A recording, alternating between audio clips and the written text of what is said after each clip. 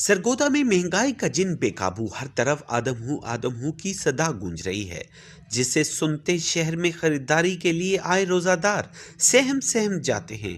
प्याज 300, टमाटर 200, खजूर के दाम भी दुगने हो गए। केला सेब भी पहुंच से दूर हो गया है। यहाँ पे आए हैं, बिल्कुल उल्ट काम हुआ हुआ है। जिसका रेट पूछ रहे हैं, रेट आसमानों को छू रहे हैं। प्याज 300 रुपये किलो हुआ हुआ है, दालों के वो रेट बढ़े हुए हैं। चीज़ें जो है ना पैसों के साथ नहीं मेरी, लोग महंगाई पे पहले बुरी तरह पिसे हुए हैं। बिजली के बिलों ने, गैस के बिलों ने लोगों को परेशान किया हुआ। ऊपर से बाज़ार में हर चीज़, खाने पीने की अशिया, रेट बहुत तेज़ी से बढ़ रहे हैं। गरीब जाए तो कहाँ जाए। बात ऐसे है कि हमारा जो मुल्क इस्लामी मुल्क होने के बावजूद जिस वक्त यहाँ पे रमज़ान शरीफ आता है तो ख़ास कर जो लोग ज़ख़ीरा अंदोज़ हैं वो कहते हैं हमारे कमाई का महीना आ गया।